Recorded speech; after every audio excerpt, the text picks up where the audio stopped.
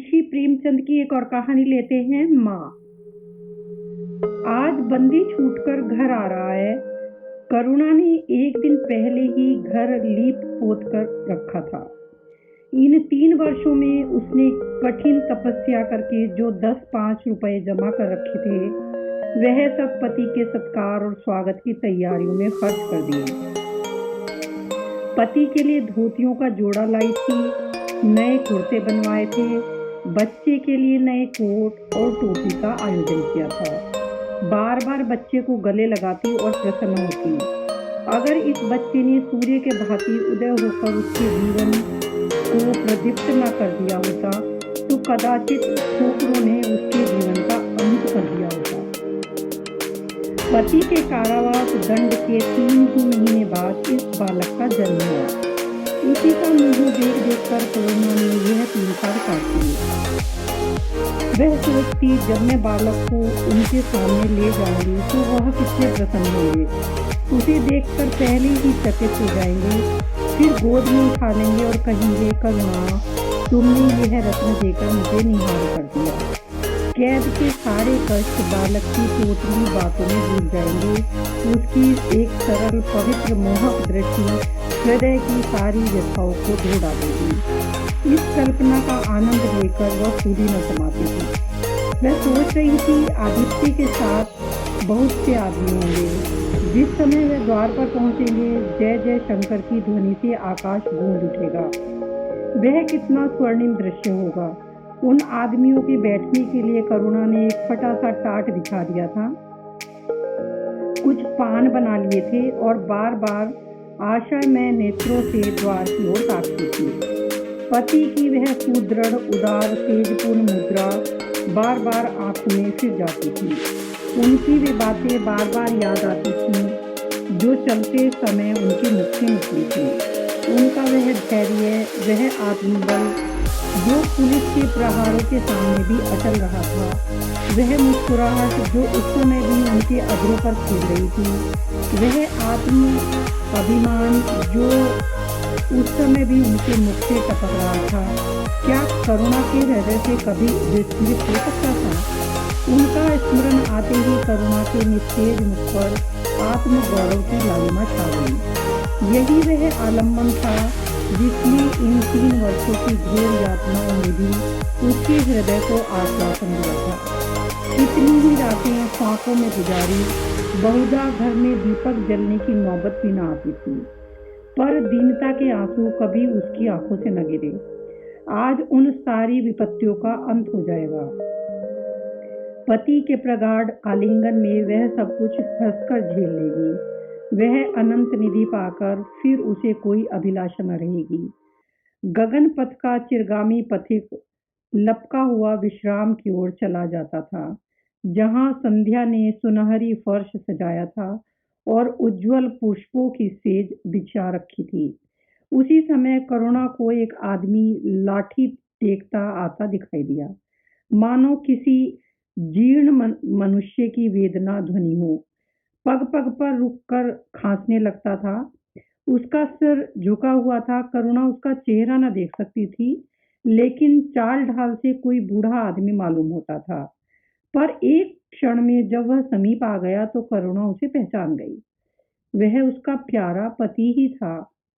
किंतु शोक, उसकी सूरत कितनी बदल गई थी। वह जवानी, वह तेज, वह चपलता, वह सुगठन सब प्रस्थान कर चुका था। केवल हड्डियों का एक ढांचा रह गया था। न कोई संगी, न साथी, न यार, न दोस्त। करुणा उसे पहचानते ही बाहर निकल आई, पर आलिंगन की कामना हृदय में ही दबकर रह गई। सारे मंसूबे धूल में मिल गए। सारा मनोल्लास आंसुओं के प्रवाह में बह गया, विलीन हो गया। आदित्य ने घर में कदम रखते ही मुस्कुराकर करुणा को देखा, पर उस मुस्कान में वेदना का एक संसार भरा हुआ था। करुणा ऐसी शिथिल हो गई मानो हृदय का स्पंदन रुक गया हो। वह फटी हुई आंखों से स्वामी की ओर टकटकी बांधे खड़ी थी, मानो उसे अपनी आंखों पर अब भी विश्वास न आता था। स्वागत या दुख का एक शब्द भी उसके मुंह से न निकला। बालक भी उसकी गोद में बैठा हुआ सहमी आंखों से इस कंकाल को देख रहा था और माता की गोद में चिपटा जाता था। आखिर उसने कातर स्वर में कहा, यह तुम्हारी क्या दशा है, बिल्कुल पहचाने नहीं जाते। आदित्य ने उसकी चिंता को शांत करने के लिए मुस्कुराने की चेष्टा करके कहा, कुछ नहीं, जरा दुबला हो गया हूँ। तुम्हारे हाथों का भोजन पाकर फिर स्वस्थ हो जाऊंगा। करुणा, छी, सूख कर काटा हो गए। क्या वहाँ भरपूर भोजन नहीं मिलता? तुम कहते थे राजनीतिक आदमियों के साथ बड़ा अच्छा व्यवहार किया जाता है, और वह तुम्हारे साथी क्या हो गए जो तुम्हें आठों पैर घेरे रहते थे और तुम्हारे पसीने की जगह खून बहाने को तैयार रहते थे? आदित्य की त्योरियों पर बल पड़ गए, बोले, यह बड़ा ही कटु अनुभव है करुणा। मुझे न मालूम था कि मेरे कैद होते ही लोग मेरी ओर से यूं आंखें फेर लेंगे, कोई बात भी न पूछेगा। राष्ट्र के नाम पर मिटने वालों का यही पुरस्कार है। यह मुझे न मालूम था। जनता अपने सेवकों को इतनी जल्दी भूल जाती है, यह तो मैं जानता था, लेकिन अपने सहयोगी और सहायक इतने बेवफा होते हैं, इसका मुझे पहला ही अनुभव हुआ। लेकिन मुझे किसी से शिकायत नहीं। सेवा स्वयं अपना पुरस्कार है। मेरी भूल थी कि मैं इसके लिए यश और नाम चाहता था। करुणा, तो क्या वहाँ भोजन भी न मिलता था? आदित्य, यह न पूछो करुणा, बड़ी करुण कथा है। बस यही गनीमत समझो कि जीता लौट आया। तुम्हारे दर्शन बदे थे, नहीं कष्ट तो ऐसे ऐसे उठाए कि अब तक मुझे प्रस्थान कर जाना चाहिए था। मैं जरा लेटूंगा, खड़ा नहीं रहा जाता। दिन भर में इतनी दूर आया हूँ। करुणा, चलकर कुछ खा लो, आराम से लेटो। बालक को गोद में उठाकर, बाबूजी हैं बेटा, तुम्हारे बाबूजी, इनकी गोद में जाओ, तुम्हें प्यार करेंगे। आदित्य ने आंसू भरी आंखों से बालक को देखा और उनका एक एक रोम उनका तिरस्कार करने लगा। अपनी जीर्ण दशा पर उन्हें कभी इतना दुख न हुआ था। ईश्वर की असीम दया से यदि उनकी दशा संभल जाती, तो वह फिर भी कभी राष्ट्रीय आंदोलनों के समीप न जाते। इस फूल से बच्चे को यूं संसार में लाकर दरिद्रता और दीनता की आग में झोंकने का उन्हें क्या अधिकार था? वह अब लक्ष्मी की उपासना करेंगे और अपना क्षुद्र जीवन बच्चे के पालन के लिए अर्पित कर देंगे। उन्हें उस समय ऐसा ज्ञात हुआ कि बालक उन्हें उपेक्षा की दृष्टि से देख रहा है, मानो कह रहा है, मेरे साथ आपने अपना कौन सा कर्तव्य पालन किया? उनकी सारी कामना, सारा प्यार बालक को हृदय लगा लेने के लिए अधीर हो उठा, पर हाथ फैला न सके, हाथों में शक्ति न थी। करुणा बालक को लिए हुए उठी और थाली में कुछ भोजन निकाल कर लाई। आदित्य ने क्षुधापूर्ण नेत्रों से थाली की ओर देखा, मानो आज बहुत दिनों के बाद कोई खाने की चीज सामने आई है। जानता था कि कई दिनों के उपवास के बाद और आरोग्य की इस गई गुजरी दशा में उसे जबान पर काबू में रखना चाहिए, पर सब्र न कर सका। थाली पर टूट पड़ा और देखते देखते थाली साफ कर दी। करुणा सशंक हो गई। उसने दोबारा किसी चीज के लिए न पूछा। थाली उठाकर चली गई, पर उसका दिल कह रहा था, इतना तो यह कभी न खाते थे। करुणा बच्चों को कुछ खिला रही थी कि अचानक कानों में आवाज आई, करुणा। करुणा ने आकर पूछा, क्या तुमने मुझे पुकारा है? आदित्य का चेहरा पीला पड़ गया था और सांस जोर जोर से चल रही थी। हाथों के सहारे वहीं टाट पर लेट गए थे। करुणा उनकी यह हालत देखकर घबरा गई, बोली, जाकर किसी वैद्य को बुला लाऊं? आदित्य ने हाथ के इशारे से उसे मना करके कहा, व्यर्थ है करुणा, अब तुमसे छिपाना व्यर्थ है। मुझे सिल हो गया है, कई बार मरते मरते बच गया हूँ। तुम लोगों के दर्शन बदे थे, इसलिए प्राण न निकलते थे। देखो प्रिय, रो मत। करुणा ने सिसकियों को दबाते हुए कहा, मैं वैद्य जी को लेकर अभी आती हूँ। आदित्य ने फिर सिर हिलाया, नहीं करुणा, केवल मेरे पास बैठी रहो। अब किसी से कोई आशा नहीं, डॉक्टरों ने जवाब दे दिया है। मुझे तो यही आश्चर्य है कि यहाँ कैसे पहुँच गया। न जाने कौन-सी दैवी शक्ति मुझे वहाँ से खींच लाई। कदाचित यह बुझते हुए दीपक की अंतिम झलक थी। आह! मैंने तुम्हारे साथ बड़ा अन्याय किया। इसका मुझे हमेशा दुःख रहेगा।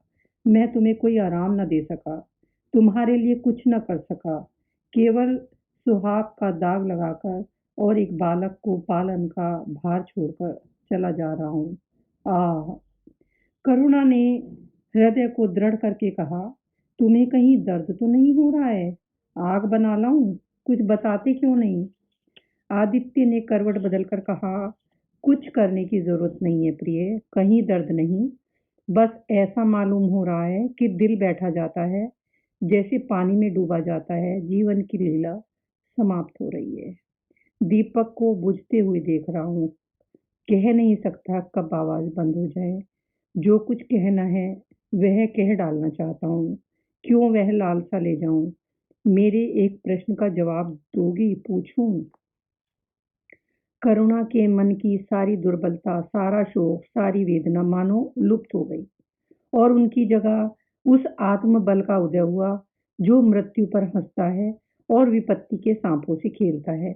रत्न जड़ित मखमली मियान में जैसे तेज तलवार छिपी रहती है, जल के कोमल प्रवाह में जैसे असीम शक्ति छुपी रहती है, वैसे ही रमणी का कोमल हृदय साहस और धैर्य को अपनी गोद में छिपाए रहता है।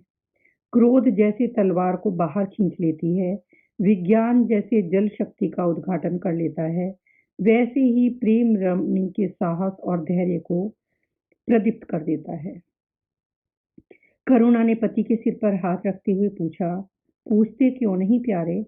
आदित्य ने करुणा के हाथों के कोमल स्पर्श का अनुभव करते हुए कहा, तुम्हारे विचार में मेरा जीवन कैसा था? बधाई के योग्य? देखो, तुमने मुझसे कभी पर्दा नहीं रखा। इससे भी इस समय भी स्पष्ट ही कहना, तुम्हारे विचार में मुझे अपना जीवन पर हंसना चाहिए या रोना चाहिए?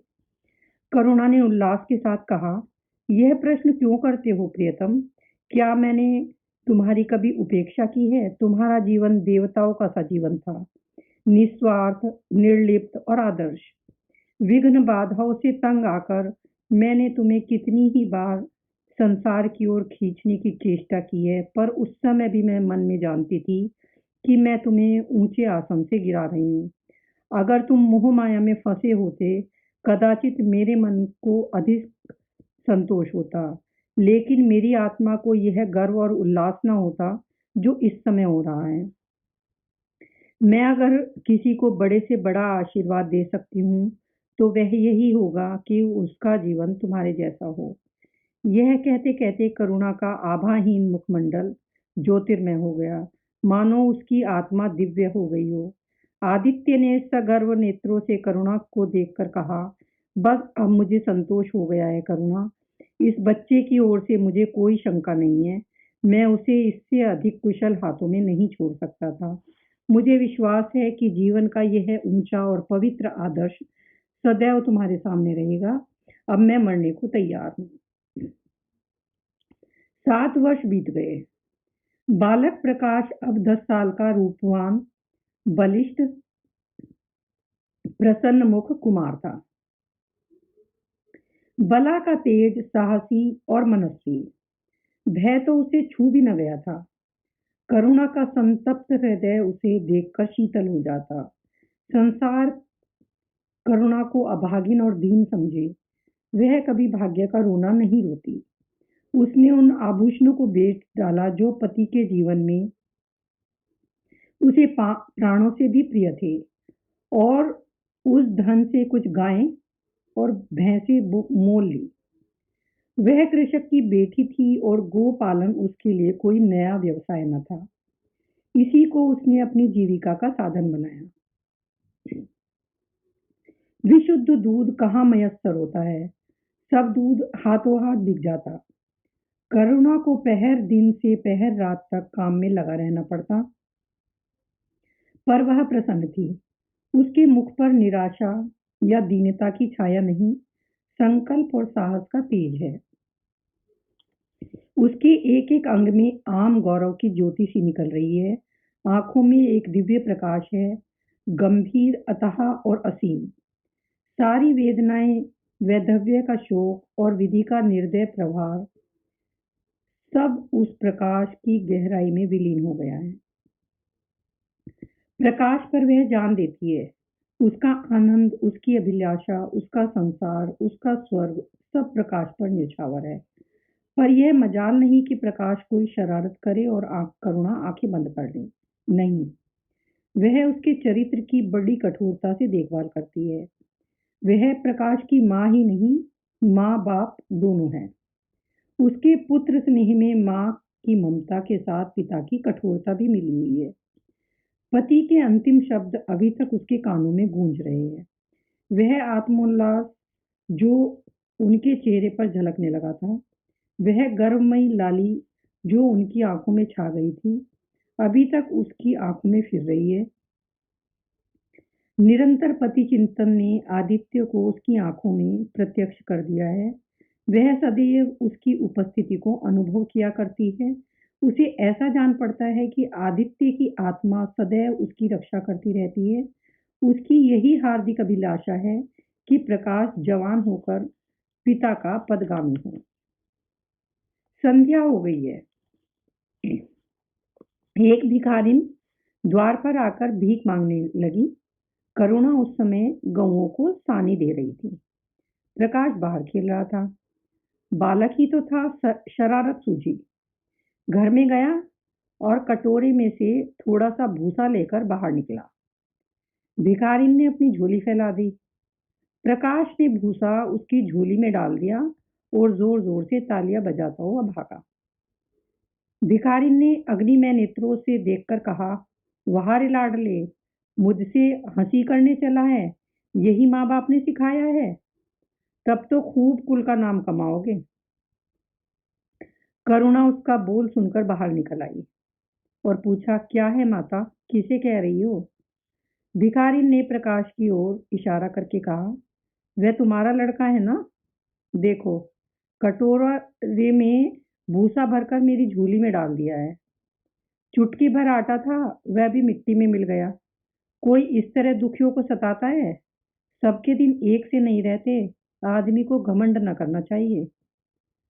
करुणा ने कठोर स्वर में पुकारा, प्रकाश। प्रकाश लज्जित न हुआ। अभिमान से सिर उठाए आया और बोला, यह हमारे घर भीख मांगने क्यों आई है?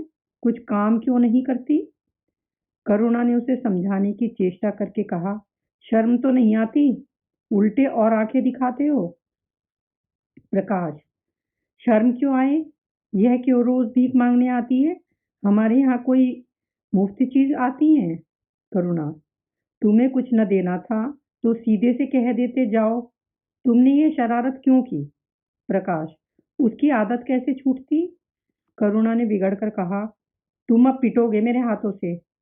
प्रकाश, पिटूंगा क्यों? आप जबरदस्ती पीटोगी? दूसरे मुल्कों में अगर कोई भीख मांगे तो कैद कर लिया जाए, यह नहीं कि उल्टे भिखमंगों को और शह दिया जाए।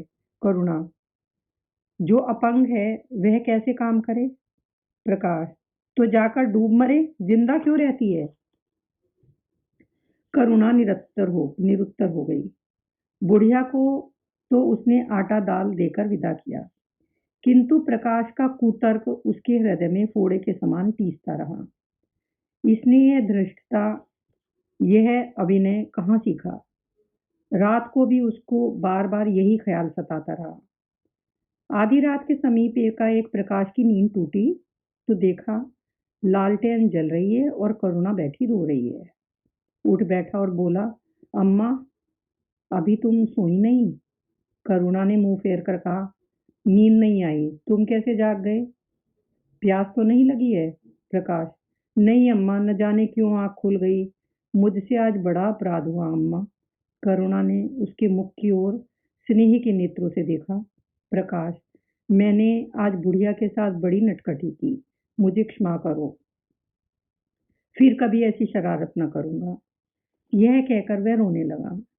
करुणा ने स्नेहार्द होकर उसे गले लगा लिया और उसके कपोलों का चुंबन करके बोली, बेटा, मुझे खुश करने के लिए ये कह रहे हो या तुम्हारे मन में सचमुच पछतावा हो रहा है?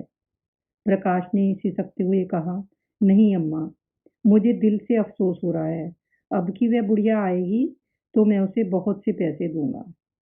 करुणा का हृदय मतवाला हो गया। ऐसा जान पड़ा आदित्य सामने खड़े बच्चे को आशीर्वाद दे रहे हैं और कह रहे हैं, करुणा, शोभ मत करो, प्रकाश अपने पिता का नाम रोशन करेगा, तेरी संपूर्ण कामनाएं पूरी हो जाएंगी। लेकिन प्रकाश के कर्म और वचन में मेल न था और दिनों के साथ उसके चरित्र का यह अंग प्रत्यक्ष होता जाता था। ज़हीन था ही, विश्वविद्यालय से उसे वजीफे मिलते थे। करुणा भी उसकी यथेष्ट सहायता करती रहती थी, फिर भी उसका खर्च पूरा न पड़ता था। वह मितव्ययिता और सरल जीवन पर विद्वत्ता से भरे हुए व्याख्यान दे सकता था, पर उसका रहन सहन फैशन के अंधभक्तों से ज्यों भर भी घटकर न था। प्रदर्शन की धुन हमेशा सवार रहती थी। उसके मन और बुद्धि में निरंतर द्वंद्व होता रहता था। मन जाति की ओर था, बुद्धि अपनी ओर। बुद्धि मन को दबाए रखती थी, उसके सामने मन की एक न चलती। जाति सेवा ऊसर की खेती है, वहां बड़े से बड़ा उपहार जो मिल सकता है वह है गौरव और यश, पर वह भी स्थायी नहीं, इतना अस्थिर कि एक क्षण में जीवन भर की कमाई पर पानी फिर सकता है। अतः उसका अंतःकरण अनिवार्य वेग के साथ विलासमय जीवन की ओर झुकता था, यहाँ तक कि धीरे धीरे उसे त्याग और निग्रह से घृणा होने लगी। वह दुर्वस्था और दरिद्रता को हे समझता था। उसके हृदय न था, भाव न थे, केवल मस्तिष्क था, और मस्तिष्क में दर्द कहाँ, दया कहाँ। वहां तो तर्क है, हौसला है, मंसूबे हैं। सिंध में बाढ़ आई, हजारों आदमी तबाह हो गए। विद्यालय ने वहां एक सेवा समिति भेजी। प्रकाश के मन में द्वंद्व होने लगा, जाऊं या ना जाऊं। इतने दिनों अगर वह परीक्षा की तैयारी करे तो प्रथम श्रेणी में पास हो। चलते समय उसने बीमारी का बहाना बना दिया। करुणा ने लिखा, तुम सिंध न गए, इसका मुझे खेद है। तुम बीमार रहते हुए भी वहां जा सकते थे। समिति में चिकित्सक भी तो थे। प्रकाश ने पत्र का उत्तर न दिया। उड़ीसा में अकाल पड़ा। प्रजा मक्खियों की तरह मरने लगी। कांग्रेस ने पीड़ितों के लिए मिशन तैयार किया। उन्हीं दिनों विद्यालय ने इतिहास के छात्रों को ऐतिहासिक खोज के लिए लंका भेजने का निश्चय किया। करुणा ने प्रकाश को लिखा, तुम उड़ीसा जाओ। किंतु प्रकाश लंका जाने को लालायित था। वह कई दिन तक इसी दुविधा में रहा। अंत को सिलोन यानी लंका की राजधानी में उड़ीसा पर विजय पाई। करुणा ने अब की उसे कुछ न लिखा, चुपचाप रोती रही। सिलोन से लौटकर प्रकाश छुट्टियों में घर गया। करुणा उससे खिंची खिंची रही। प्रकाश मन में लज्जित हुआ और संकल्प किया कि अब की बार कोई अवसर आया तो अम्मा को अवश्य प्रसन्न करूंगा। यह निश्चय करके वह विद्यालय लौटा। लेकिन यहाँ आते ही फिर परीक्षा की फिक्र सवार हो गई। यहाँ तक कि परीक्षा के दिन आ गए, मगर इम्तिहान से फुर्सत पाकर भी प्रकाश घर न गया। विद्यालय के एक अध्यापक कश्मीर सैर करने जा रहे थे। प्रकाश उन्हीं के साथ कश्मीर चल खड़ा हुआ। जब परीक्षा फल निकले और प्रकाश प्रथम आया, तब उसे घर की याद आई। उसने तुरंत करुणा को पत्र लिखा और अपने आने की सूचना दी। माता को प्रसन्न करने के लिए उसने 2-4 शब्द जाति सेवा के विषय में भी लिखे। अब मैं आपकी आज्ञा का पालन करने के लिए तैयार हूँ। मैंने शिक्षा संबंधी कार्य करने का निश्चय किया है। इसी विचार से मैंने यह विशिष्ट स्थान प्राप्त किया है। हमारे नेता भी तो विद्यालयों के आचार्यों का ही सम्मान करते हैं, अभी तक इन उपाधियों के मोह से मुक्त नहीं हुए हैं। यह उपाधि देकर लेकर वास्तव में मैंने अपने सेवा मार्ग से एक बाधा हटा दी है। हमारे नेता भी योग्यता, सदुत्साह, लगन का उतना सम्मान नहीं करते जितना उपाधियों का। अब सब मेरी इज्जत करेंगे और जिम्मेदारी का काम सौंपेंगे, जो पहले मांगो भी न मिलता था। करुणा की आस फिर बंधी। विद्यालय खुलते ही प्रकाश के नाम रजिस्ट्री का पत्र पहुंचा। उन्हें उन्होंने प्रकाश को इंग्लैंड जाकर विद्याभ्यास करने के लिए सरकार से वजीफे की मंजूरी की सूचना दी थी। प्रकाश पत्र हाथ में लिए हर्ष के उन्माद में जाकर माँ से बोला, अम्मा, इंग्लैंड जाकर पढ़ने के लिए सरकारी वजीफा मिल गया। करुणा ने उदासीन भाव से पूछा, तो तुम्हारा क्या इरादा है? प्रकाश, मेरा इरादा? ऐसा अवसर पाकर भला कौन छोड़ता है? करुणा, तुम तो स्वयंसेवकों में भर्ती होने जा रहे थे। प्रकाश, तो क्या आप समझती हैं स्वयंसेवक बन जाना ही जाति सेवा है? मैं इंग्लैंड से आकर भी तो सेवा कार्य कर सकता हूँ। और अम्मा, सच पूछो तो एक मैजिस्ट्रेट अपने देश का जितना उपकार कर सकता है उतना 1000 स्वयंसेवक मिलकर भी नहीं कर सकते।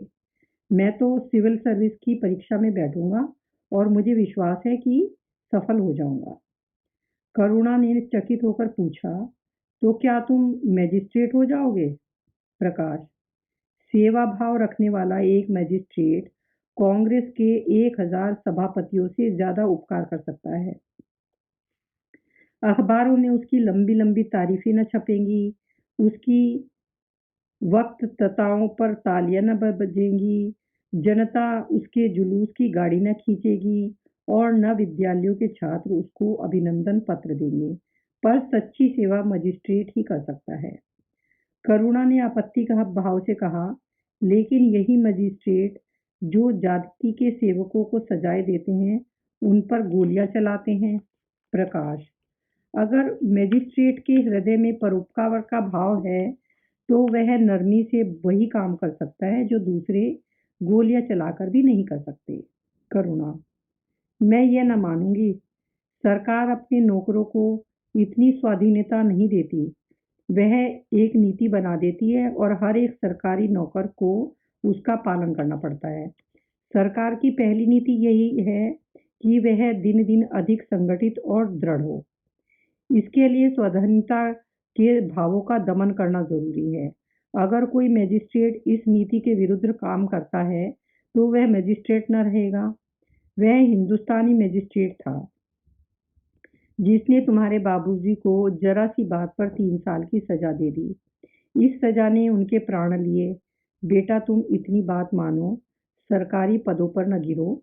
मुझे यह मंजूर है कि तुम मोटा खाकर और मोटा पहनकर अपने देश की कुछ सेवा करो, इसके बदले कि तुम हाकिम बन जाओ और शान से जीवन बिताओ।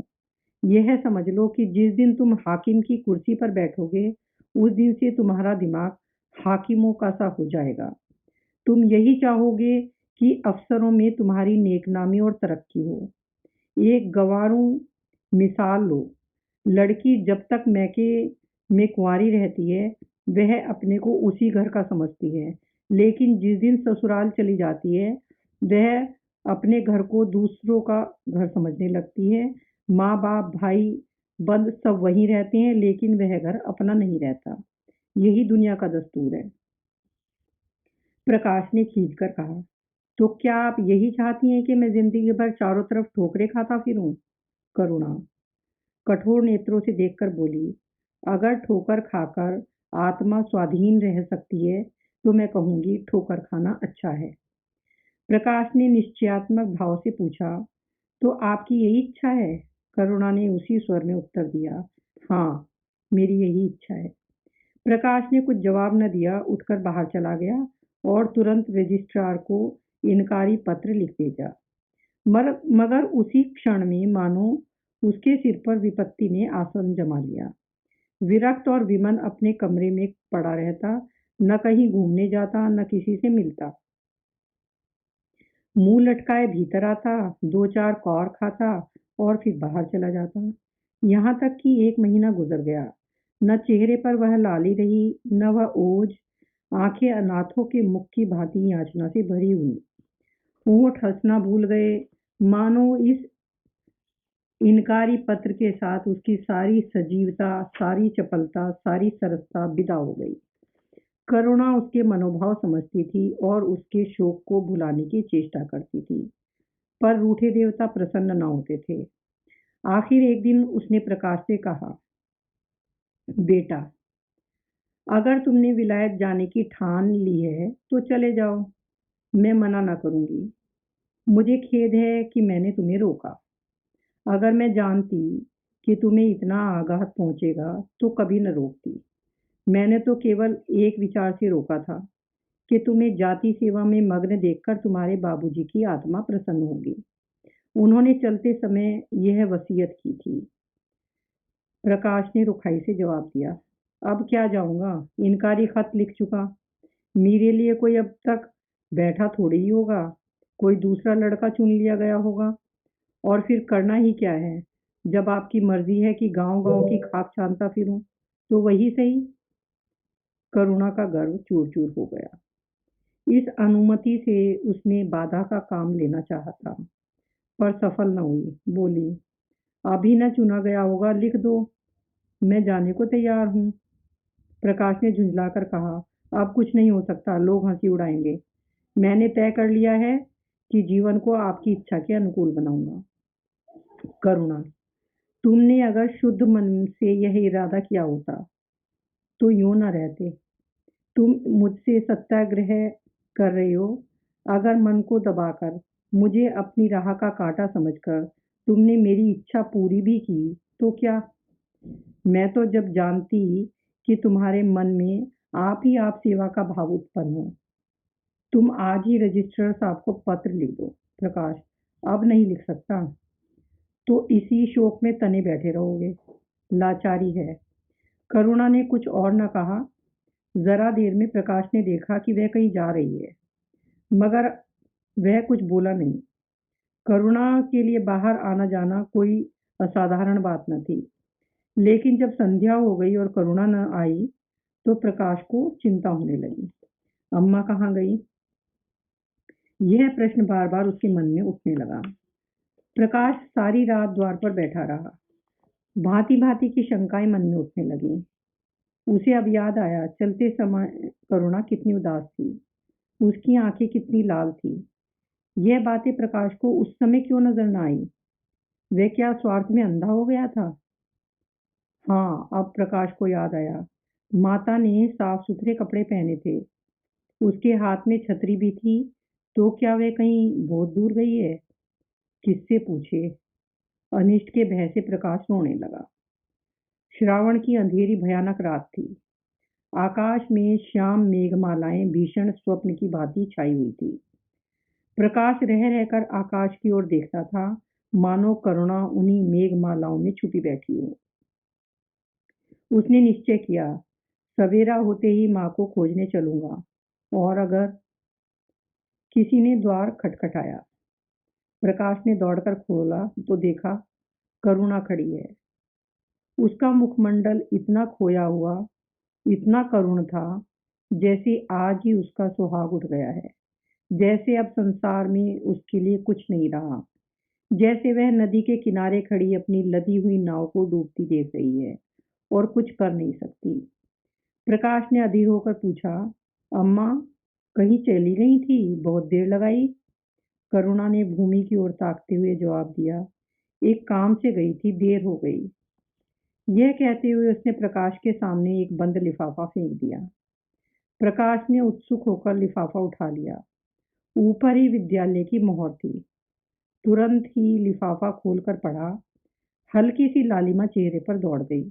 पूछा, यह तुम्हें कहाँ मिल गया अम्मा? करुणा, तुम्हारे रजिस्ट्रार के पास गई थी, वहां से लाई हूँ। क्या तुम वहां चली गई थी? और क्या करती? कल तो गाड़ी का समय न था, मोटर ले ली थी। प्रकाश एक क्षण तक मौन खड़ा रहा, फिर कुंठित स्वर से बोला, जब तुम्हारी इच्छा नहीं है तो क्यों भेज रही हो? करुणा ने विरक्त भाव से कहा, इसलिए कि तुम्हारी जाने की इच्छा है। तुम्हारा यह मलिन वेश देखा नहीं जाता। अपने जीवन के 20 वर्ष तुम्हारी हित कामना पर अर्पित कर दिए। अब तुम्हारी महत्वाकांक्षा की हत्या नहीं कर सकती। तुम्हारी यात्रा सफल हो, यही मेरी हार्दिक अभिलाषा है।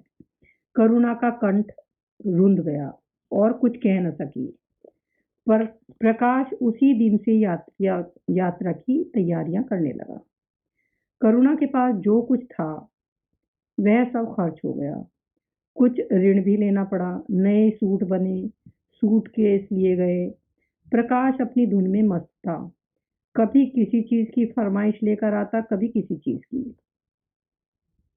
करुणा इस सप्ताह में कितनी दुर्बल हो गई है।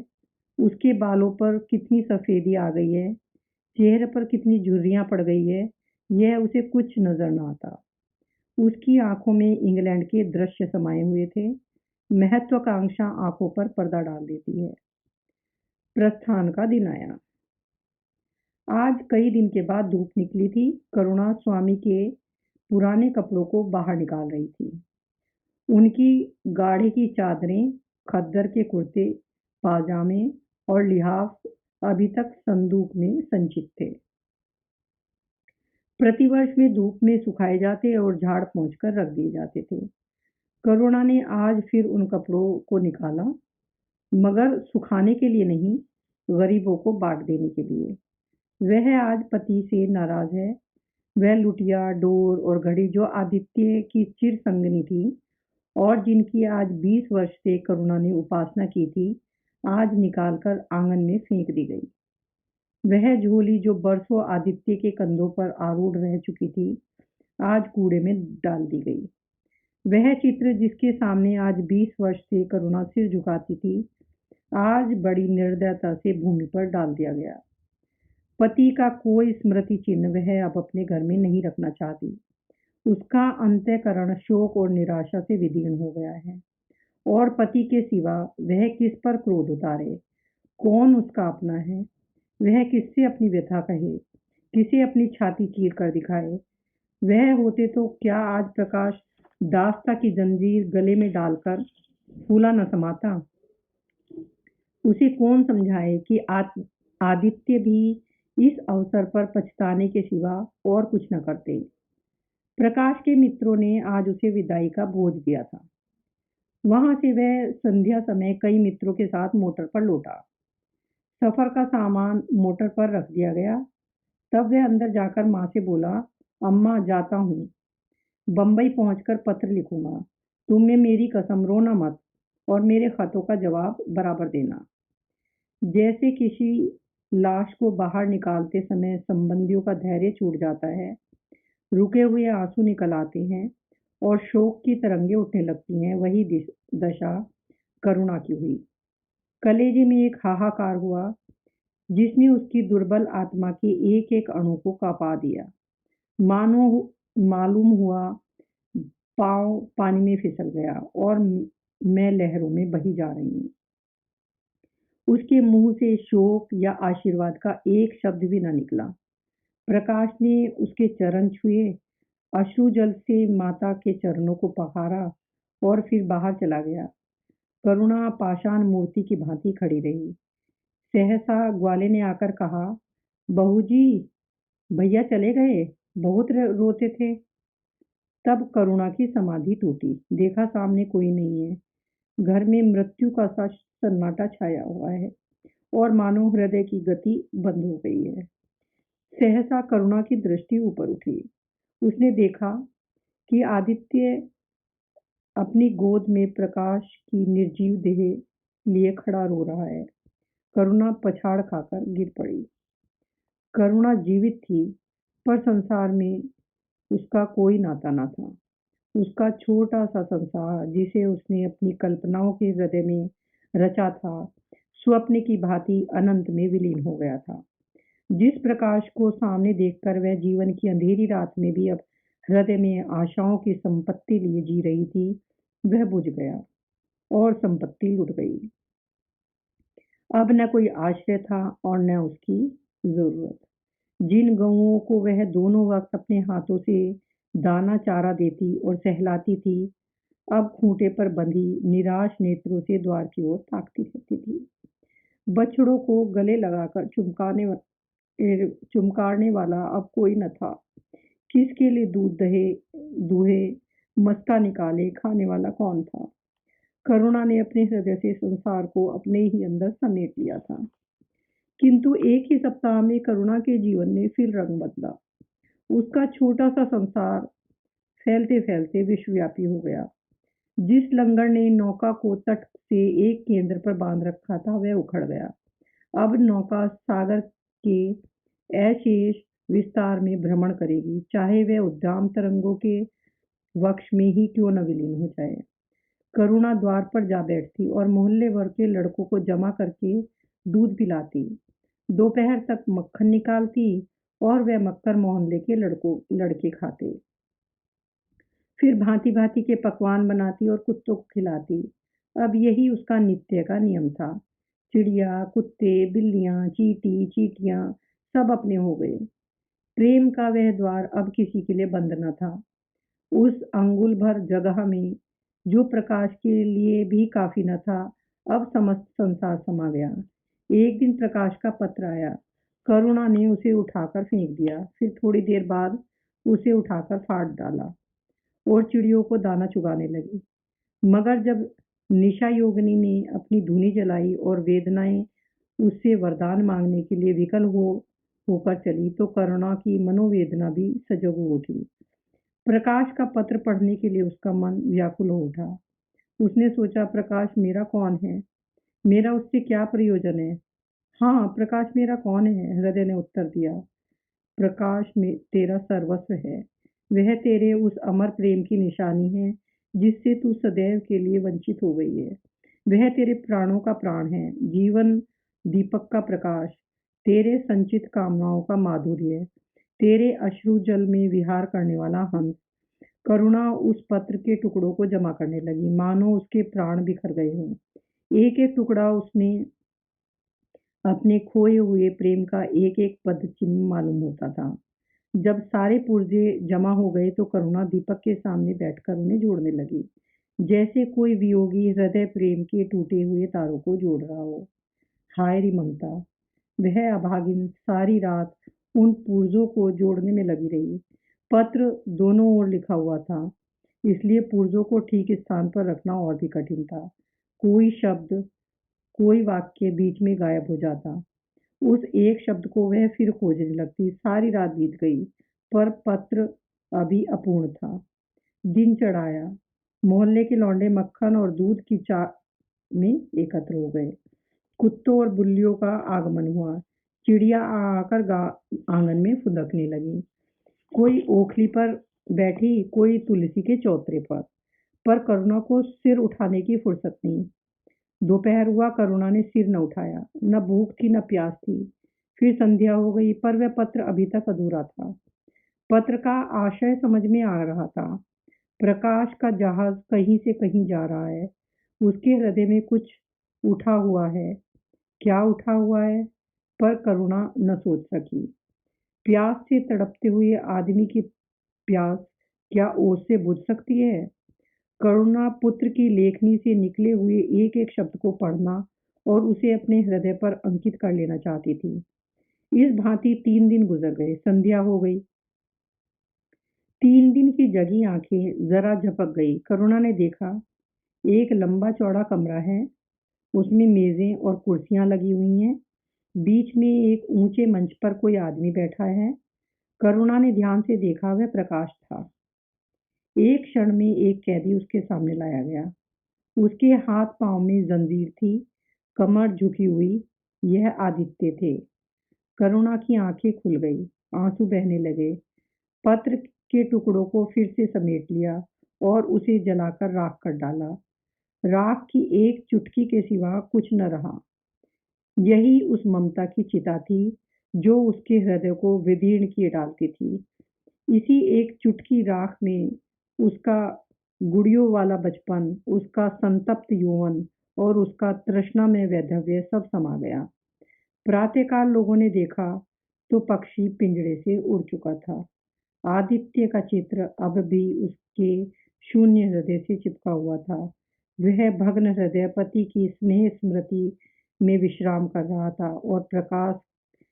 और प्रकाश का जहाज यूरोप चला जा रहा था।